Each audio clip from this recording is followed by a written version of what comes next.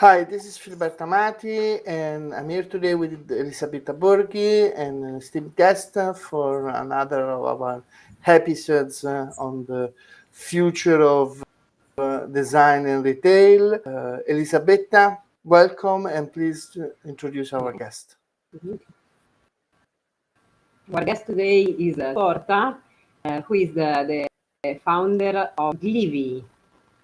Let us know more about yourself and why Glivee. Thank you both Filiberto and Elisabetta for the invite. Really glad to be here and have the chance to talk about Glivee. Glivee is a sustainable e-commerce. Some call it green e-commerce or green marketplace. Is a e-shop where you can buy more sustainable products that are selected given their low impact in terms of carbon emission, and also because they are produced ethically. So we are really carefully reviewing the whole supply chain and the brands we are collaborating with. Glivee is a startup. It's a young startup. The idea of Glivee was born around 1.5 years ago, and then we started around September. And we are now fully on speed on this activity. It was an idea that was born because of real difficulty that I had when I decided to, let's say, shift my consumption habits, because I realized the huge impact that they were having. It wasn't easy for me to find a website where to shop these sustainable products. It was hard to find a website that I was trusting. And so I actually decided to make it myself. So to make it really as the best ally that I wanted to have when I started this fantastic journey. And so that's why Glivee at the end was born. And we saw that many other people had the same problem I had. And so we decided to do this bet and this startup. Fantastic. I mean, it's a great story, and I think there is a lot of very good entrepreneurial spirit, especially when you feel the problem yourself. Then it makes it easy to want to resolve it and to resolve it properly. But let me step back for a second, because I see that there are two dimensions here. No, there is the e-commerce part, which is a challenge. Developing an e-commerce for start, it's a business challenge, with competitors being larger and larger, so to speak. But how do you, let's say, deal with the part of authenticity, believability, credibility that those products really do with what you do? Do you use third-party certifications? Do you have your own proprietary approach? Tell us a little bit about it, please. Yeah, you touched a really important point. That is really important for all the business, but I would say even more important when we talk about sustainability, because it's really a huge trend, and we see many companies just, let's say, surfing this trend without having it as a real mission for what they do. So yes, since the beginning of Glivee, we really decided to spend our time and finding the best solution we could think about. Certification, like external certification, are always, let's say, a reliable source. But in our case, was not enough to say we select only brands that are that have a certification, because we collaborate with small and medium brands. And this means that usually not all of them have certification, because they are also expensive. So not all of them can actually afford the certification. And so we didn't want to exclude some good realities just because they had not a green certification at the moment. So what we've done has been to start a collaboration with Altis. that is part of Cattolica University in Milan. So they are experts and professionals in sustainability topics. And so with them, we developed our own framework that allows us to benchmark and to deep dive the different brands. And the framework is taking into account not only the external information that we can find, for example, on the websites of the companies, but it's also a digital tool. So we ask questions to brands that want to collaborate with us, and we assess both product characteristics, so to be able to say, for example, when a product is vegan, bio, plastic-free, and so on, but also process, because we are also focused on being sure that for the supply chain is sustainable and is not only, for example, the packaging that is made from recycled material.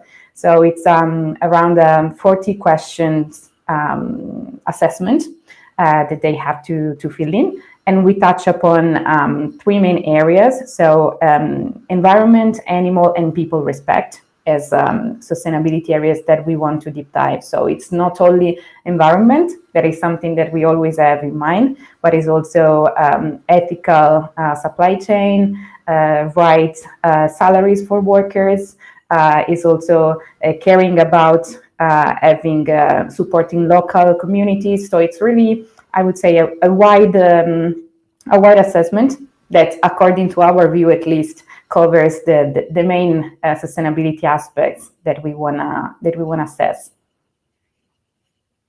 Cool, thank you. Betty, you next.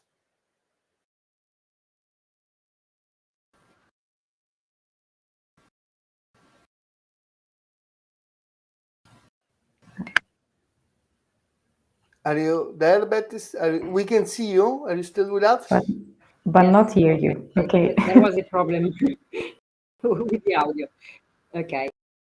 I invited you because we saw that there is a slight change that is characterized consumer behavior. For instance, in 2019, prior to the pandemic, the consumers were more interested in the latest trends. They were more oriented on consuming and having always something. During the pandemic, have changed, and consumers right now tend to trust a little bit more to brands, because many brands we are pushing their strategy on sustainability. Examples like your business are interesting because in all this communication there is also a lot of confusion, because we all need a guide in all the flow of information, and sometimes small brands have their own e-commerce, but they don't spend enough money in advertising, or there is a lot of awareness on them, while instead biggest brands are investing maybe too much in PR, and sometimes it can happen that they greenwash for practices that they are not willing to provide with data, with relevant data. So a business like Glivee is very interesting from this point of view. Can you give us a brief description of what are your consumers type, and what are your best sellers, for instance? What do you sell frequently? How is the consumption in general? Absolutely. First of all, I think that also what you raised is fundamental. As I was saying before, sustainability is really becoming a trend, and it's always more difficult to separate those companies that are really into it and try to do something for that, and those that are just claiming to be something that they are not. And now that we have the possibility just to go on Google and search, it's weird, but we are bombarded by information, and it's even difficult to understand, to decide who to trust and who not to trust. And this is making consumer, and as myself as well, a life not so easy when we decide where to shop and what to buy. That's why in Glivee we decided since the beginning that, let's say, transparency was going to become one of the fundamental pillars. And I mean, it doesn't mean that it's perfect what we do. We are always changing and improving, but we were focused on that since the beginning. And we noticed that consumers are appreciating, let's say, also this. So being transparent with them and giving clarity. We are growing with our community, and we receive also their feedback in how important it is to have, let's say, someone that they want to trust, they have to trust. In terms of who are our consumer, we can say that mainly we are selling to millennials. So that's the generation that is becoming our main target. Is mainly women at the moment, also because our catalog is more skewed towards female products. But I mean, we're just at the beginning, so we aim to have a wider catalog really soon. And they are mainly, we are actually quite happy about one point. So we have consumers that are really, let's say, already sensible to the topic. So they actually go on Glivee because they know already that they would like to shop a certain type of products. But actually, there are also other people that discover us on Instagram, for example, through our posts. And they get closer and closer to, let's say, a different type of consumption, also thanks to the information and the tips that we share on Instagram. So we are really able maybe to take the ends of some people that would like to go in that direction, and they discovered actually that there is a community that can support them also in giving advices and be part of really of a bigger thing. In terms of products, I would say that actually, maybe with no surprises, are mainly products that we consume day by day. Those are our bestseller, mainly for personal care or bathroom. So let's say we start with the easiest things and maybe the ones that we do the most. So I would say, I don't know, bamboo toothbrush or toothpaste, natural toothpaste, or we have the solid detergents or solid shampoos, so products that are able to, let's say, remove the not necessary packaging outside. So they are plastic-free products. They only have some cardboard packaging, or also the reusable makeup removal. So instead of having the makeup remover that we use and we just throw in the trash right after having used them. So I would say that the best sellers are the really easy things that everyone think it can or she can change in a day-to-day life. And main options are plastic-free or reusable products. So I would say that those are the two main elements that at the moment the community seems to appreciate the most. Thank you. So let's discuss about a bit the company, because you are a startup, you're now crowdfunding, and we are highlighting your current campaign. So why should people invest in you? What is your elevator speech, and why you think you're going to succeed? I must say that I believe in Glivee. I think it's really something new in the ecosystem that we have, especially in Italy. We are doing something different from others, and the first thing is the framework that I was mentioning before. So it's, let's say, a proprietary asset that we are going to deploy and to improve even in the future with the collaboration of expert and professionals. So let's say that our brands are going to be, we are removing the gap of the uncertainty. So people that go on Glivee can be sure about what they are buying. We are ourselves at first putting our effort in being a sustainable marketplace. That I understand for some may be something weird, because it's difficult to think that an e-commerce can be sustainable. But actually we are doing, since the beginning, we are supporting reforestation projects to compensate all the technological emission we have, all the delivery emission that we create with the shipments. We use plastic-free packaging. We are also supporting Italian and European entrepreneurship, because as I was saying before, we are collaborating only with small and medium brands. And they are really happy to have projects like Glivee, because they can really stress and highlight their sustainable identity. That is not easy if you are selling your products close to other products that don't have those characteristics, and if no one is underlying how important it is to shop a certain type of products. And we've opened the crowdfunding campaign, as you were mentioning, and we are really happy that, let's say, the door of Glivee are open to everyone, really everyone that believes in the product, that wants to grow this sustainability culture and want to spread it and be part of a project that he believes in. So we're really happy that, let's say, in our company can participate really everyone. So not only professional investors, but really all the people that wants to do something for that.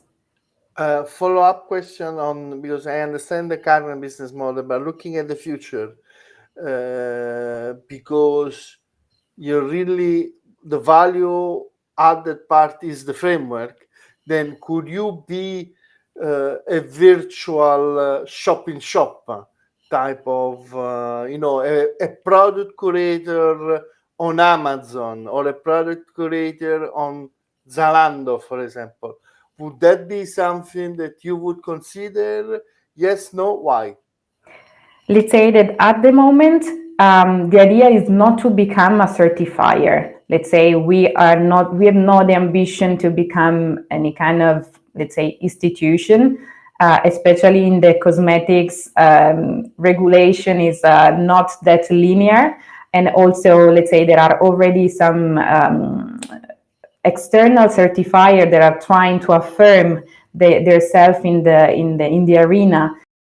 Let's say that our main would be not to become a certifier for someone else, like official one, but just to be able to guarantee to both consumers but also brands that being on Glivee as a platform would already be like having a check. Let's say we have, if you are on Glivee, that means that you match a certain number of values and on characteristics that clearly Glivee considers as relevant. So it's our view of sustainability, because that's another point. Sustainability is not black or white. There is not a law that is going to tell us you are sustainable if you do A, B, C, and D, and you are not if you don't.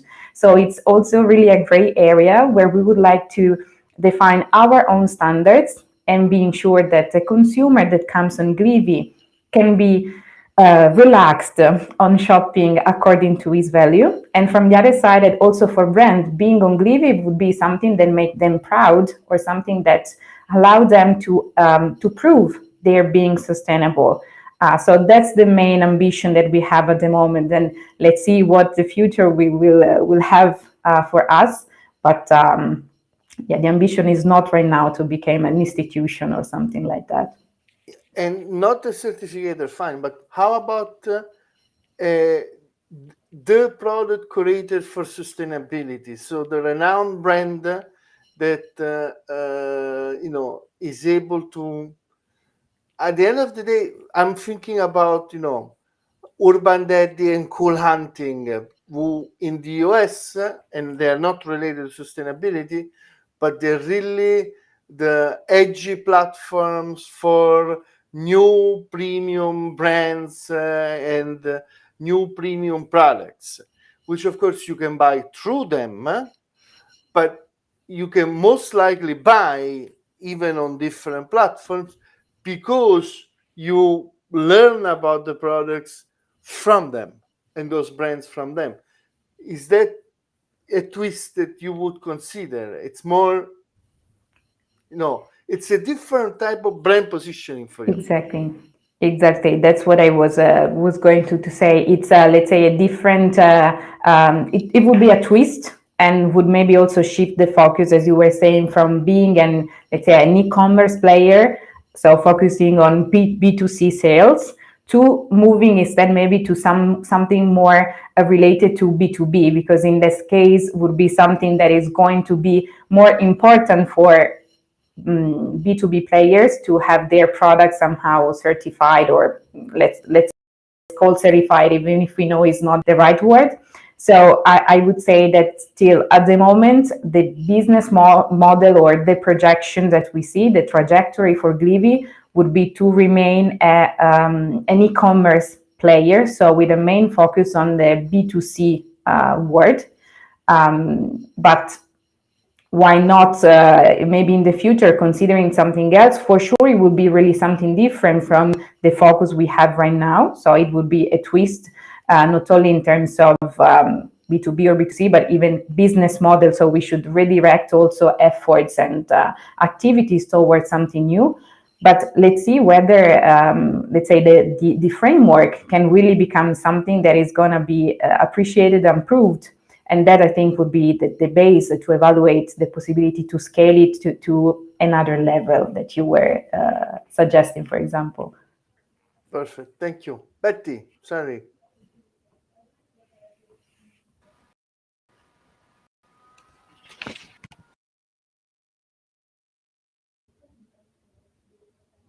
Betty, you there?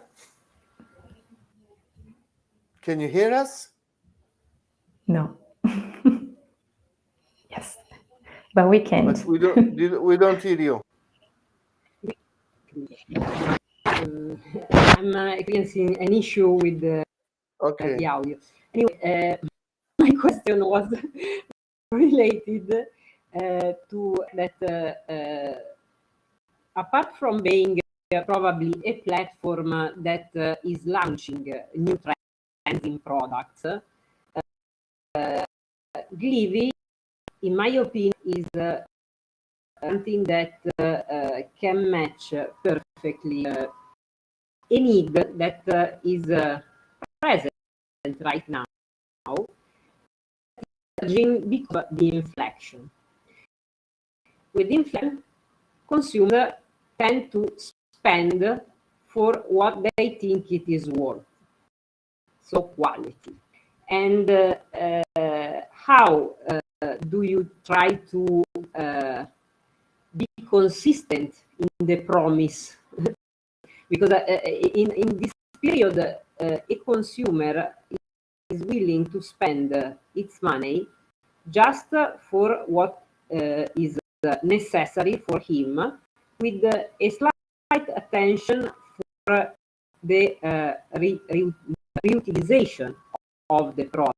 In this sense, we talk about certain products that can be reusable, and it justifies eventually because you can better to see for the environment, you produce less waste. So what is your idea and your orientation when you select one of these products for your consumer base? You're absolutely right, and we cannot deny and we cannot lie in saying that the price is always really important when everyone shops. And so it's often also the first barrier that the consumer faces when he wants to do, let's say, a more sustainable purchase, because it usually has, even apparently, let's say, another higher price. I'm saying apparently not because it's not the case. Usually when you compare two products, a traditional one and one that is, let's say, greener or more sustainable, usually the latter has an higher price. However, as you were saying, the price must be also seen in a longer term period. Sometimes you are buying reusable products, meaning that you are buying something more costly today, but is going to last for months or years. Or at the same time, you are buying a product that has a higher quality, so with respect to other products.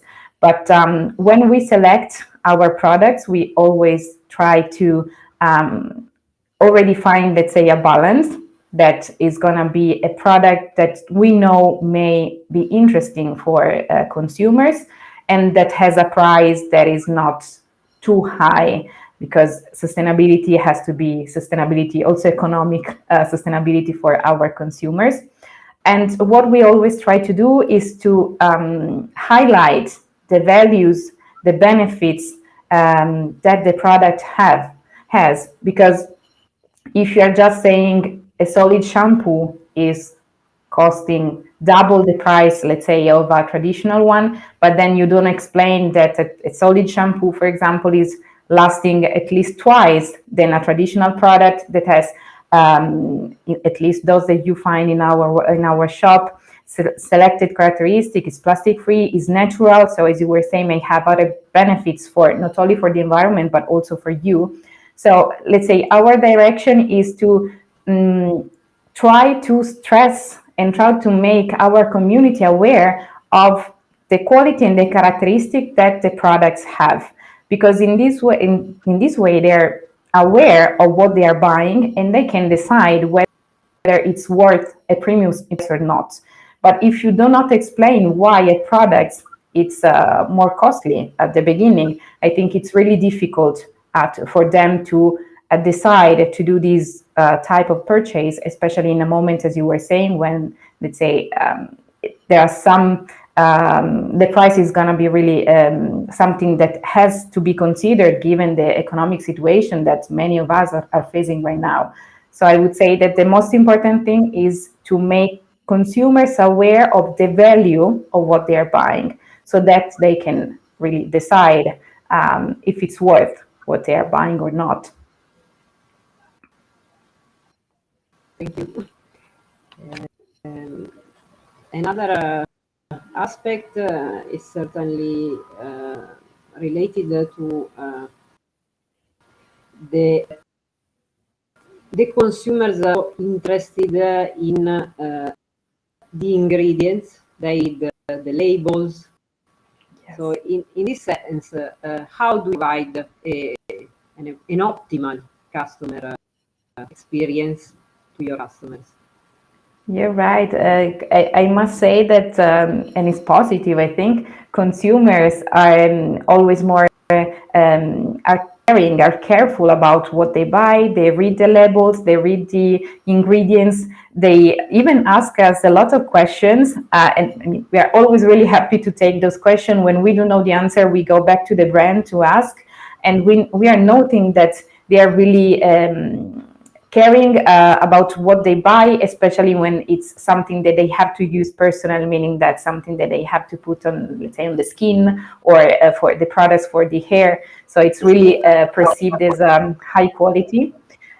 In our case, when we select the brands, as I was saying before, we have, let's say, a really careful scouting on of the brands we decide to collaborate with, and within the framework that the brands have to fill in to be present on the platform, we are also carefully reviewing the materials that they use, both for the products, let's say, and for the packaging.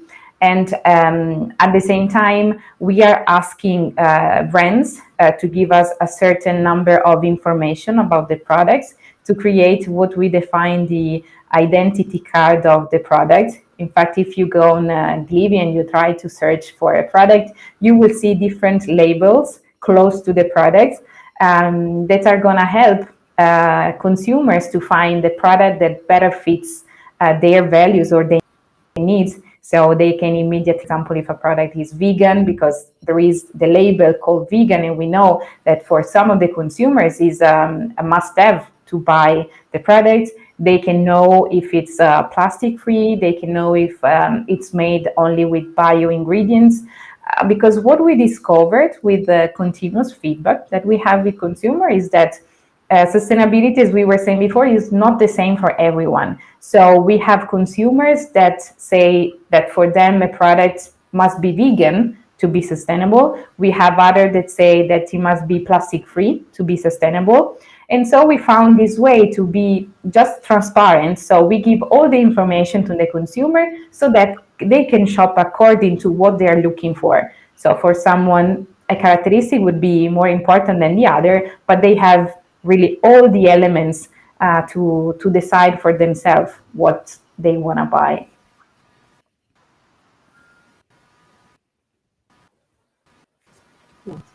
And Betty, you have more what is questions? your yes? What are your insights in terms of tool used to access to your platform? Is it more frequent on mobile, or is it frequent on laptop, for instance? Because we noticed that in Europe right now the trend is that mobile is taking ground very quickly. Absolutely, yes. It's exactly what we are experiencing as well. And I must say, I was a bit even surprised when I saw the results. In our case, it's more than 90% of visits and also of purchases are happening through mobile. And actually, it's really also something important for startup, but even for companies to know, because also in this case, we had to make some decision in terms of optimization of the website. We have a website that is optimized for mobile visualization, meaning that it's thought to be perfect for mobile purchases or mobile visits. Because actually the majority of the people that is going on Glivee is doing that through mobile. And I don't know if maybe linked also to the fact that lots of our consumers move from Instagram to our website. So maybe they scroll our Instagram page, then we have the link in our bio section to the shop. And so maybe they find something in the feed that they like or some information they want to deep dive. And so then they click on the link and they are redirected to our website. But yes, I would say that the European trend is the same that at least we see in our case. But I saw that research is showing that it's picking up in, let's say, overall Italy, and that e-commerce, with no surprises, especially after pandemic, has grown in terms of share of business and interest of people, let's say, new habits post-pandemic. And actually, I have an insight on that, because even if your customers come through the desktop, we now know that the Google algorithm is penalizing desktop websites who are not mobile ready, because that's where they're betting on. So whether or not that's relevant, you still need, from an algorithm point of view, mobile is the way. to be mobile ready in that sense. Mobile friendly. What's the role of social platforms and their emerging social selling on your e-commerce site? Do you expect them to play a larger, bigger role, or just for you a community recruitment dimension? I would say that they started mainly, I mean, we are using Instagram for sure. We have ads, so I mean, people mainly know us through Instagram, but our Instagram page is maybe a bit different from the usual e-commerce pages, because yes, we have products there, but we are really using the page for also, let's say, awareness, but not awareness on Glivee, but awareness on the topics that we care about. So there is, let's say, we try always to find some easy ways to make information friendly to everyone. So some posts with a few slides, but that can give a message and can explain to our community why it would be important to, let's say, try even just to have a shift in their consumption habits. And so that's how the page was born. And actually what we see is that usually people, even with ads, are starting with, they see our ads, they start to follow the page, and then afterwards they become familiar with Glivee, with the sense of community that we are trying to build, and then probably they develop a sense of trust towards the brand, and then decide to make their purchase and to try the shop. So I think that for us that would remain, and I would say that I'm actually kind of happy that it's not going to be, let's say, a one-shot purchase. It's not what we are looking for. The idea is really to have more conscious community, and it's actually a journey that we are doing together, because majority of the posts that we are making are that we have ourselves. So we ask ourselves some questions, we study, we find the answer, and we decide to share it with the community, because we think that may be interesting for all of them. And that's why they are usually really day-to-day doubts that you may have while maybe using something in your house, or just trying to avoid to say that something is good and something is not without giving any kind of reasoning behind, and that I think is quite dangerous. But for sure, I think that also new social platform may play a role. We are not there yet. We hope that after summer break, so after the crowdfunding, we for sure would like to invest in understanding more the power of rising social networks beside Instagram. That is the one where we are present at the moment, but also what they call conversational commerce, so WhatsApp selling and all this kind of new, I mean, maybe new for us, it's something really that is booming, but new things, and that really underline how people are willing to find someone behind the screen. So I think that the power is that there is a conversation between people, they're asking their doubts, they find someone that is going to give directions, and then they decide if to proceed with the purchase, but they have clarity in what they want to buy. And I think it's really important to go in this direction to be successful in the future. Okay, doc, thank you very much. One last question on my side, because I like this idea of the purpose of the brand being the filter for your content strategy. Because sometimes, of course, you want content that converts, and a lot of brands then become very tactical in doing that. Whereas the truth of the matter, the content also builds the brand. So the brand should actually filter the content. And I think that's important. What is really the next in terms of working on for you once the crowdfunding, and I'm gonna show the ticket again, it's completed? What is that you need this money for, and what you hope for? To invest the money mainly in growing the team. So we have plenty of ideas, plenty of things we would like to do, and we need to have people and time to put everything how we would like to. So first point would be having growing the team with people that believe in Glivee, and that would help us in create all the projects that we have in mind. Second point would be investing mainly in increasing the awareness of Glivee. So for sure, we will still invest in marketing. As I was saying before, the idea would be also to explore new platforms, new social networks, having also the possibility to make something wrong, but to try something new versus what we are doing right now.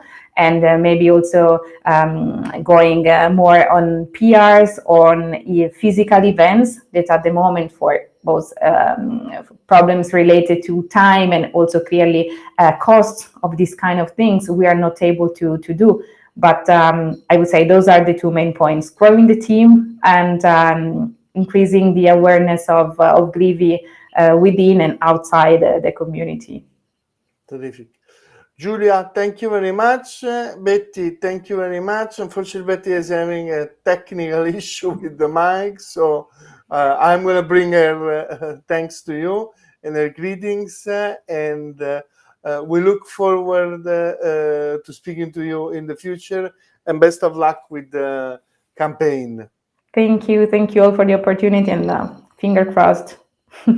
Thank you.